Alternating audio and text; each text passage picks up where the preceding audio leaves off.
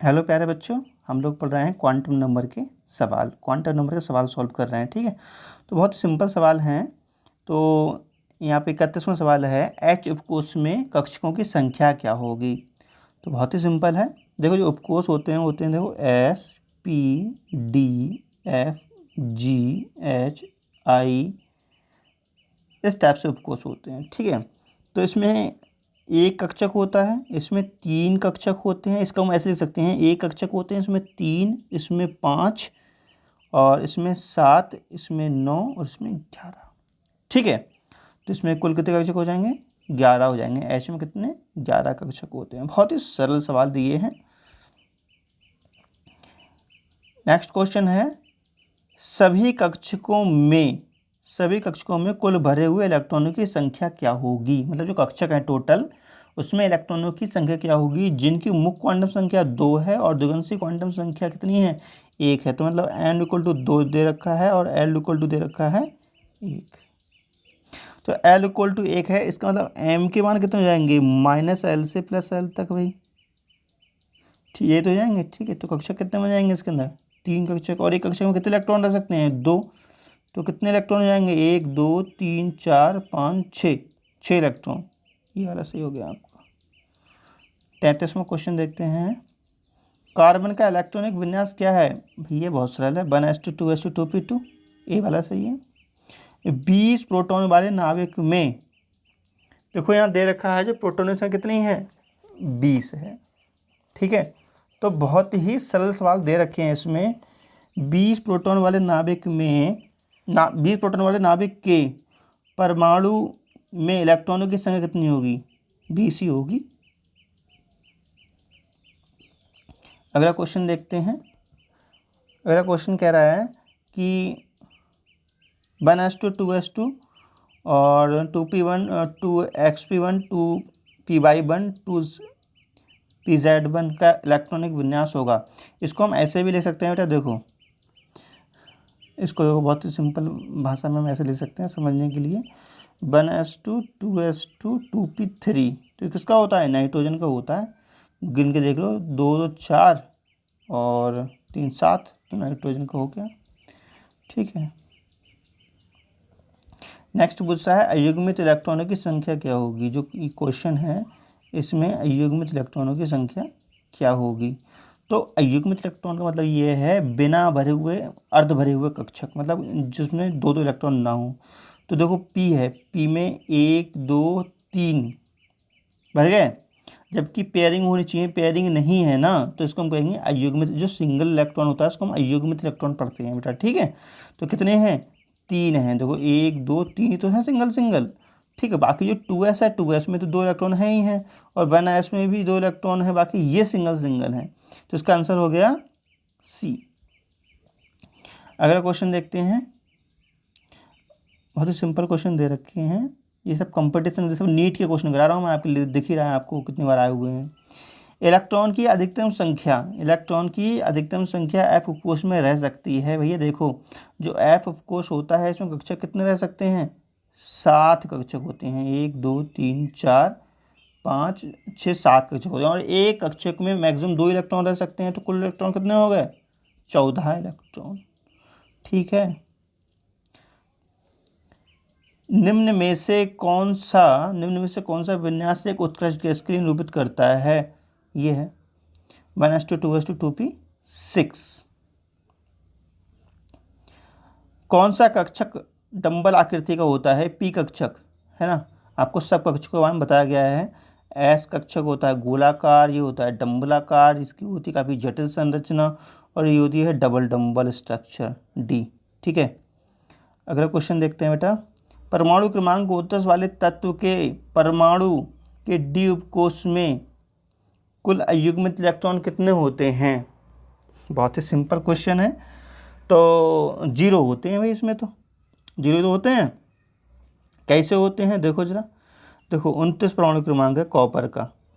तो 1s2 2s2 2p6 3s2 3p6 4s2 3d9, ये तो होता है। अब बाहु के अकॉर्डिंग बस सही इसका क्या है 4s1 3d 10, ये तो देखा गया है ना। अब कह रहा है कि इसके डी कक्षक में कुल अयुग्मित इलेक्ट्रॉनों की संख्या, तो इसमें तो सभी पेयर्ड हैं, अयुग्मित है ही नहीं भाई, D10 दे रखा है, ठीक है। 5 कक्षक होते हैं, तो 1 2 3 4 5 कक्षक, तो एक इलेक्ट्रॉन 2 3 4 5 6 7 8 9 10 सारे पेयर्ड हो गए, एक भी अनपेयर्ड नहीं बचा, ठीक है। तो 0 अयुग्मित इलेक्ट्रॉन। अगर सिंगल कोई होता तो हम कह सकते थे कि अनपेयर्ड है। परमाणु क्रमांक 29 वाले तत्व में कुल अयुग्मित इलेक्ट्रॉनों की संख्या, अरे बिल्कुल सेम सवाल अभी तो करा था ये, ऊपर देखते हैं। परमाणु क्रमांक 29 वाले तत्व में डी, अच्छा वो डी में पूछ रहा था। यहाँ पूछ रहा है कि 29 वाले परमाणु में कुल अयुग्मित इलेक्ट्रॉन संख्या कितनी होगी, एक ही तो होती है, एक 4s1 आता है तो एक ही होगी इसमें, ठीक है। 42 में देखते हैं, मूल अवस्था में सिल्वर परमाणु का इलेक्ट्रॉनिक विन्यास है। मूल अवस्था में सिल्वर परमाणु का इलेक्ट्रॉनिक विन्यास, तो ये बहुत ही सिंपल सवाल है। तो बेटा जो 42 परमाणु क्रमांक होता है इसका 42, सिल्वर का परमाणु क्रमांक कितना होता है 42, 42 नहीं 47 होता है। परमाणु क्रमांक कितना होता है इसका 47 होता है, ठीक है। उसके इलेक्ट्रॉन हम विन्यास करें तो आता है क्रिप्टॉन, क्रिप्टॉन का परमाणु क्रमांक होता है 36, ठीक है। उसके बाद हम लिखते हैं इसका 4d10 और 5s1, ठीक है। तो यही आता है 4d10, किस में मिल रहा है, ये सी सही है इसका।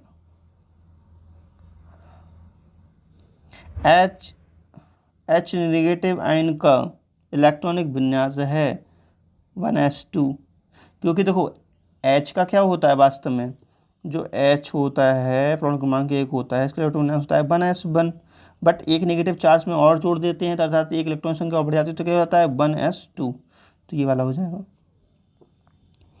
यदि द्विगंशी क्वांटम संख्या L का मान 1 हो तो कक्षक की आकृति होगी, गोलाकार होगी, नहीं L = 1 है तो P होता है, तो P डम्बलाकार हो सकती है, ये सी वाला सही है, ठीक है।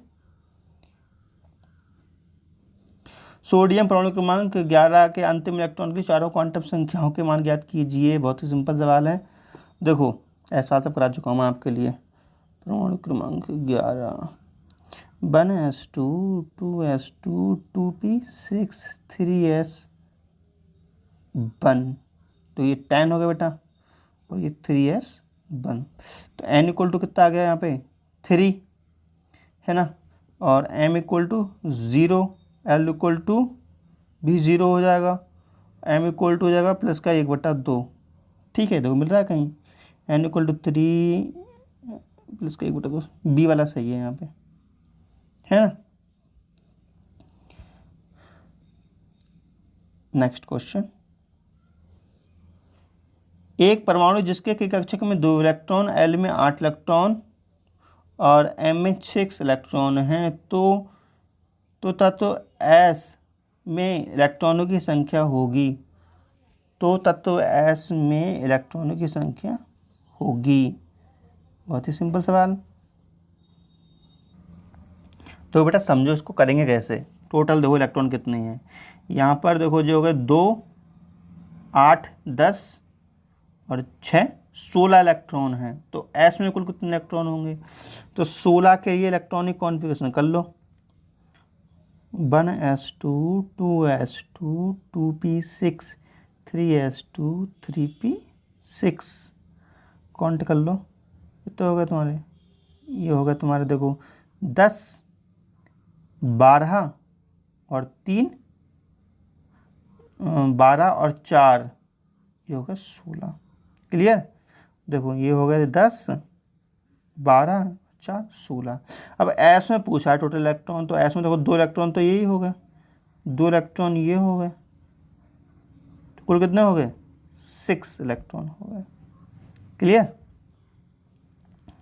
नेक्स्ट क्वेश्चन है, n = 3 हो तो L के लिए कौन सा मान गलत है। बहुत ही सिंपल सवाल है। देखो n = 3 दे रखा है, तो L के जो मान होंगे 0 1 2, ये तो होंगे, तो कौन सा मान गलत है? डी गलत है, डी हो ही नहीं सकता। या 0 होगा, 1 होगा या 2 होगा। क्लियर। 48वां क्वेश्चन है, यदि n इक्वल टू 5, देखो बेटा, यदि n इक्वल टू 5 है, ठीक है, m इक्वल टू प्लस के 3 है, तो कौन सा कथन सही नहीं है? तो कौन सा कथन सही नहीं है? तो देखते हैं, खैर कौन सा स्टेटमेंट सही नहीं है इसमें। सभी सही हैं, ये बात सही नहीं है भाई, सभी सही कैसे हो सकते हैं? ठीक है, तो ये सही नहीं है। तो क्योंकि यहाँ पे जब n इक्वल टू 5 है तो यहाँ पे सभी स्टेटमेंट सही नहीं हो सकते। ठीक है, तो ये वाला सही है आपका, क्योंकि देखो n इक्वल टू 5 है तो l का मान कितने हो जाएंगे? 0 1 2 3 एंड 4। ठीक है, तो यहाँ पे देखो 0 1 2 3 4, ये तो सही है। तो l इक्वल टू देखो 4, ये भी सही है। चलो l इक्वल टू 0 ये भी हो सकता है, l इक्वल टू 3 भी हो सकता है ना। उसके बाद यहाँ पर अब m की वैल्यू देखते हैं, तो m की वैल्यू प्लस की 3 कैसे हो सकती है? चलो m की वैल्यू यहाँ से देखते हैं बेटा। ठीक है, तो यहाँ m की जो वैल्यू है, m की वैल्यू तो +3 दे रखी है। ठीक है, तो यहाँ पर जो l के मान थे हमारे n इक्वल टू 5 के हिसाब से l के मान कितना होते हैं? 0 1 2 3 4, ये मान आ रहे थे, है ना। बट यहाँ l के मान कितने दे रखे हैं? 0 1 2 3 दे रखे हैं, 4 कौन रखेगा? ठीक है, तो ये वाला गलत था। तो ये लिखा है सभी सही हैं, तो ये बात गलत है, सभी सही नहीं है। ठीक है, तो आपका डी ऑप्शन यहाँ लगा लो, सभी सही नहीं है कुल मिला करके। नेक्स्ट क्वेश्चन देखते हैं। नेक्स्ट क्वेश्चन कह रहा है कि इलेक्ट्रॉनिक विन्यास 1s2 2s2 2p6 3s1 प्रदर्शित करता है। टोटल इलेक्ट्रॉन गिन लो अच्छे कितने हैं इसमें। तो बेटा 10 और 11 इलेक्ट्रॉन है, तो टोटल प्रदर्शित करता है उत्तेजित अवस्था में Mg+, ये क्योंकि इसका परमाणु क्रमांक होता है 12, Mg कितना होता है? 12 होता है। 12 में से प्लस करा है, 1 चला गया तो 11 इलेक्ट्रॉन तो बचे, तो 11 इलेक्ट्रॉन यहाँ पे हैं, तो सी सही हो जाएगा इसका। 50वां, निम्न में से कौन सा इलेक्ट्रॉनिक विन्यास संभव नहीं है? तो 1s2 2s2 ये भी हो सकता है, 1s2 2s2 2p6 ये भी हो सकता है, ये वाला नहीं हो सकता है अचानक, ये कैसे आ जाएगा डायरेक्ट? ठीक है, तो ये वाला गलत है, डी वो सी वाला गलत है। ठीक है, सबसे अधिक ऊर्जा वाला कक्षक है 6d। ऊर्जा का क्रम क्या होता है बेटा? देखो SPDF होता है, ये होता है ऊर्जा का क्रम। ठीक है, और कोषों की संख्या भी देखते हैं, जिसकी कोषों की संख्या ज़्यादा है तो कोषों की संख्या भी ज़्यादा है और डी भी ज़्यादा है, तो यहाँ डी हो जाएगा। ठीक है, किसी कोष में उपस्थित परमाणु कक्षकों में निहित ऊर्जा का क्रम है, वो बताया था मैं तुम्हें अभी, ये वाला ए आ जाएगा इसका आंसर। ठीक है, अब बाहु सिद्धांत के अनुसार निम्न में से कौन सा इलेक्ट्रॉनिक विन्यास संभव होगा?